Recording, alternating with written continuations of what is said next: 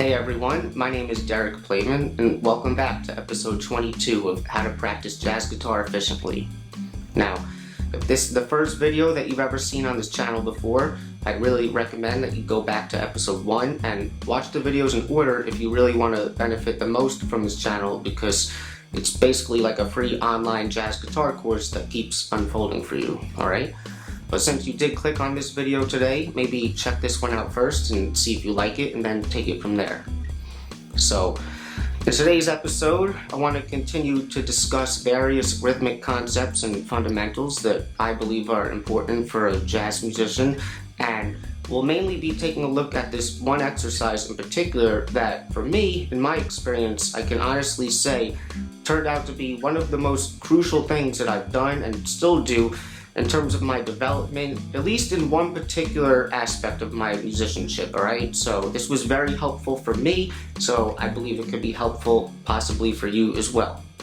So the way that I'm going to do this is I'm going to start by introducing the exercise and just telling you what it is, just so you're not waiting in suspense for it. And then I'm going to talk about my experience, as well as what I kind of see as like a general problem, or maybe even just a skill set that needs to be developed as a jazz musician, so that when you're playing for real, you don't run into certain problems that, if this type of thing isn't developed, you may run into some issues. So I want to explain how this exercise in particular really helps with this particular thing, and after that, then we'll go back into the exercise again in more detail, and I'll really kind of show you exactly how I go about practicing this and demonstrate things and point out some things. So I think that it could be really helpful today, alright? Alright, so just a quick disclaimer. I decided to break this lesson up into 2 parts just because I didn't want it to go too long. So the next part will really be the how-to for this exercise, and I'm going to really go into detail for how exactly I practice this, and I'm going to present it in a way that is clear and makes sense and will ensure that no matter what your skill level is, you'll be able to start from a place of comfort and ease that it seems doable. So I didn't really want to rush through that at the end, because that would be the last part. And I definitely get self-conscious about the length of these videos sometimes, because I know I ramble a lot and it takes a long time to get to the point sometimes, but I don't want to sell you short and cut off some important points, but I don't want it to be too long usually either. So if anyone has any feedback on that or any preferences of what they would like, because this is meant to help you, please put it in the comments, because I really am curious about that. Because hey, you guys say we don't care if you make hour-long videos, it's still kind of annoying to do that, but I think a lot of people like them shorter, so just let me know. Thanks. Okay, so the actual exercise itself is actually pretty basic and straightforward. Doesn't mean that it's easy to do initially, but really all this is a restriction kind of an exercise. And what you're going to do is you're going to start with any chord progression that you want. Doesn't matter what it is, although eventually you'll mainly probably be doing this with the progressions of different tunes, because that's what we play and work on. And all you're going to do is you're going to put on a metronome or a drum track, because this is meant to be done in time, and you're going to start to truly improvise spontaneously chord tones as they relate to the changes as they're happening in time, with the rhythmic restriction of half notes, okay? And that's really what you're doing. And as you practice this and develop, and you'll see this later in the video, you may start to break away from the restriction, and that's kind of the whole point, but this is setting a foundation, okay? So that's really all it is, just chord tones and half notes, alright? And like I said, this is something that is developing a skill that you may need, that involves you doing things that are truly spontaneous, alright? Because they're not pre-planning these, sequences of chord tones. You can compose these things at first if you really feel like you need to start there, but that's not what this exercise is about, okay? So, just to give you a quick demo, and we'll go more into this later. Say I have a 2-5-1 or a 2-5-1-6 in the key of F major. So that would be something like this, G minor 7, I'll play C7, F major 7, D7, right? So if I have 1 chord per measure there, that means if we're doing half notes, then each chord is going to get 2 notes, per measure, 2 half notes, alright? So I'm just going to use chord tones and apply it to that progression. And I may put a flat 9 on the dominant, but that would be like this. 1, 2, 3, 4.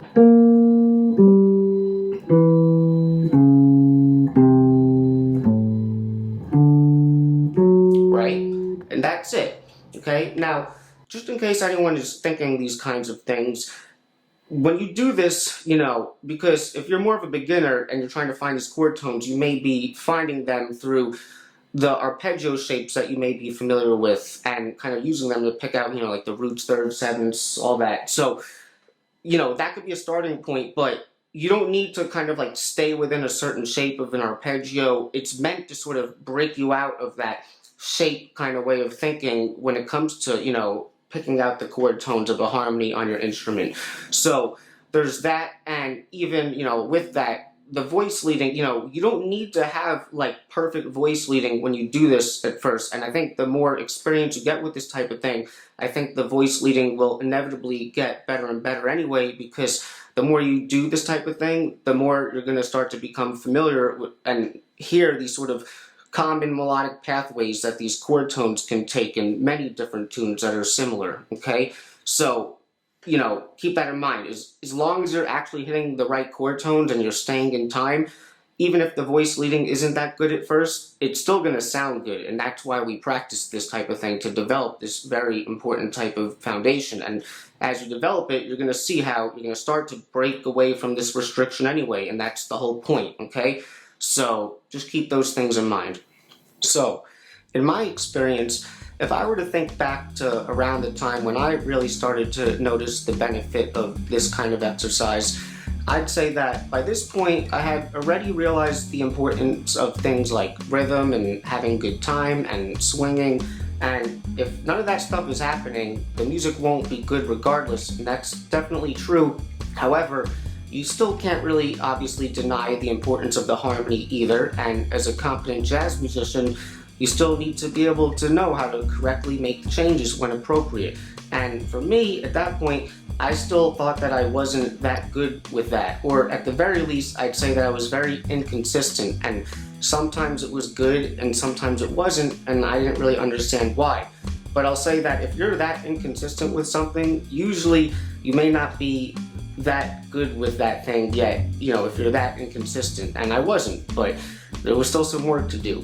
So one day I went to go practice some tunes with a great young jazz bass player, and I didn't think I played well, and at the end of it I wanted to ask him for some advice, and I asked him, do you have any tips for improving at playing changes, because that's where my focus was at least at that moment in time. I still think that my time is inconsistent, or was inconsistent and shaky as well, but I didn't really ask him about that, and his answer was pretty ironic, because what he said was, honestly man, I think that you play changes great, I would just try to make it swing more. And he also alluded a little bit to how he can realize that, or hear that, I was at least a little familiar already with jazz language and stuff like that, and have studied it, but it just wasn't, coming out rhythmically solid, I guess you could say.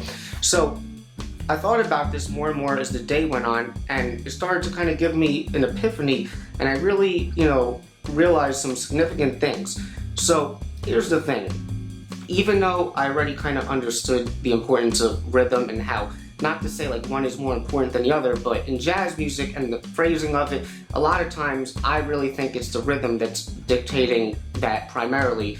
And like I said, my rhythm, even though I thought it was inconsistent, let me just also say that, and I'm pretty sure other people have said this too, a lot of times if you think you have bad time, it can often be really a byproduct of another issue, and your time may not actually be as bad as you think, but there's other things that are sort of causing that, okay? So I realized all those things, and then I noticed that because I also thought I needed to get better at changes, what I essentially was doing was starting to focus on the changes more and more, because I thought that that would help, because I needed to know them.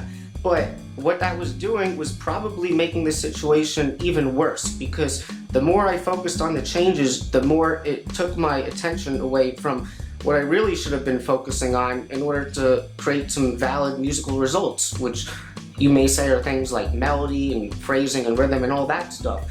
So when I started to, work on this exercise, I noticed that it helped me with this significantly. And really what it does for me is what I say is it's taking care of the changes, at least for whatever tune or progression you're working on with it, so that when you do go to play for real, you don't have to put that much focus on what the harmony is, because you don't want that to be your primary thing to focus on, because like I've said in other videos, that alone I don't think really yields truly musical results. So I also just want to say that with this exercise, and we can just sort of put the rhythm aside for a second, because the rhythm is just set in stone with the half note restriction. But if we were to talk about melody and harmony, obviously the way that the notes are being generated with this exercise is purely through harmony, because that's all I'm thinking about. It's like, what's the harmony? Let me match that harmony, and that will make that exercise correct.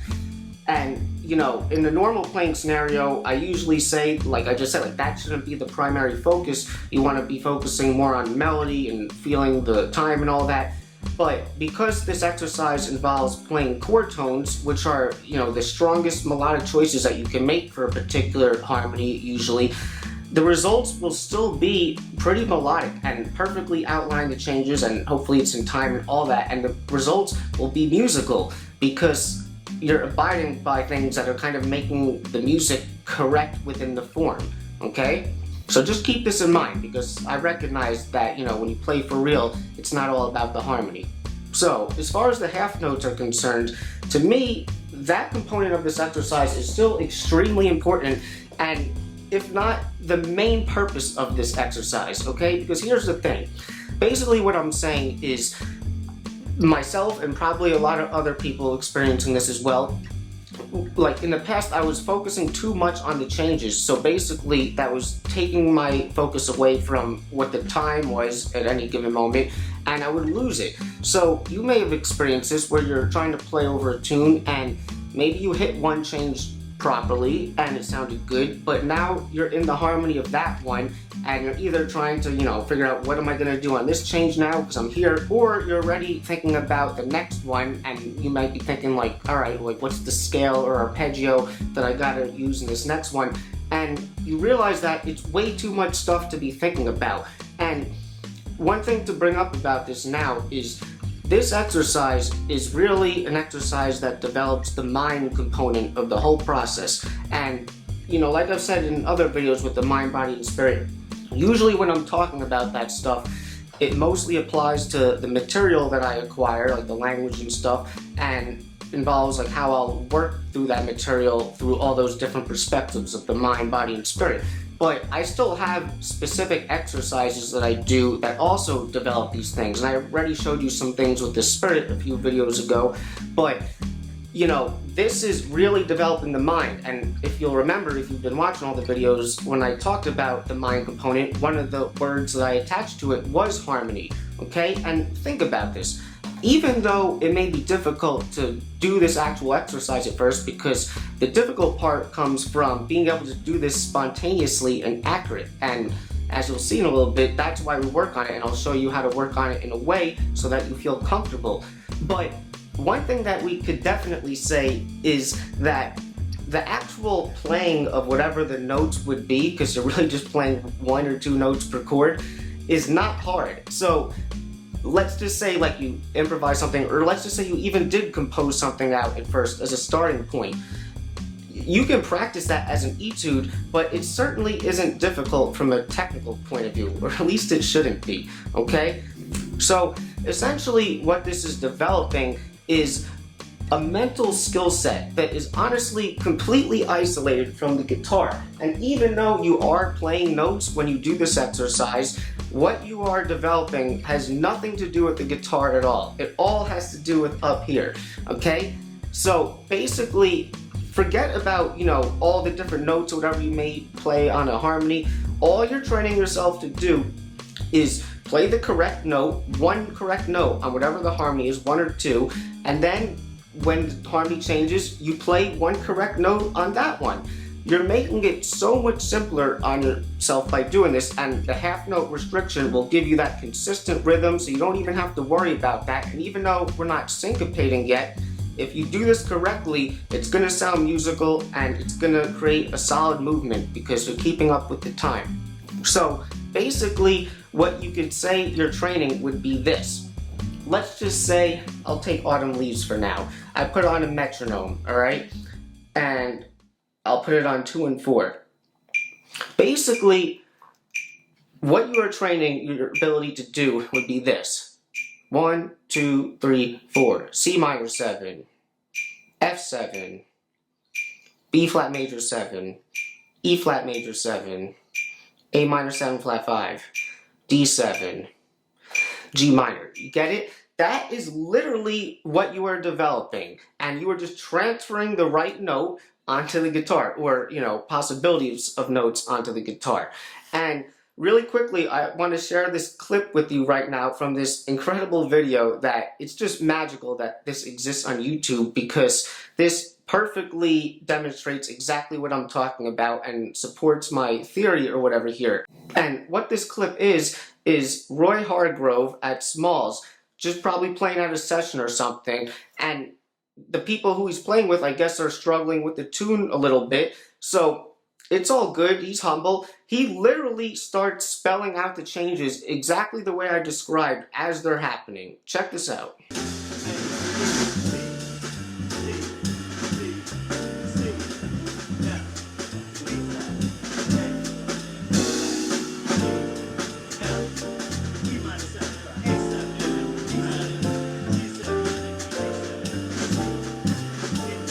Alright, so I hope that you can really understand what I'm trying to show you here, because to me, this really is one of the essential skill sets that I think you need to develop as a jazz musician, you know, if you really want to be able to play fluently with more consistency.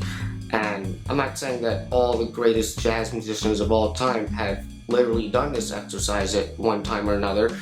However, you know, if we're talking about anyone who could really play, I'm pretty certain that they would be able to understand the value in doing this type of thing. And especially when I really break it down in the next episode, you know, hopefully I could persuade you that this is a good idea, because, you know, every student is different and you have to figure out the things that work for you and, you know, follow that obviously. But some people may think like, oh, I've tried things with chord tones, but it doesn't really, you know, do much for me. But I would reconsider if you feel that way and wait to really see what I show you in the next episode, because you know, this has helped me significantly, and I really do think, you know, in my opinion, like, this is the best exercise that you could do if you think that you need to get better at playing changes, because that's really all you're training, is you're training your mental capacity to basically keep up with the changes as the time is moving along, and you want to do it steady, you know, without it getting shaky or losing the time. So this exercise is the perfect thing that you could do for that, and you'll see, because you start slow and easy and you build up the speed, and obviously it's harder to play changes at faster tempos, so you'll see. I really believe in this, and I would definitely give this a shot if you've never done this type of thing before. Alright, so you already know what's coming in the next episode, but yeah, so you should Hope you're ready for the next episode. Hey, get excited, because, you know, to me, this next episode will really be the first one where I really go in depth and detail for how exactly I practice one of the things that I do. And like I've said, to me, that's like the secret gold knowledge that could make a difference in your playing if you're willing to try what I tell you to do. So I really think that it will be helpful, okay? And the spirit stuff, you know, all the stuff I showed you with the spirit already, that too is literally what I do as well, but that just isn't as in-depth, alright? So that's really what I mean by this. But we're just gonna leave it here today. So if you guys enjoyed this video, I'd appreciate if you gave it a like, and consider subscribing if you're enjoying this content, and also consider becoming a contributor to Patreon, where for $5 a month you'll get all the PDFs that are always coming out on this channel. And if you think anyone else would enjoy this content, please share it with them as well. So that's it, and I'll see you guys in episode 23. Swinging and playing the blues. That's what we about. I try to help you.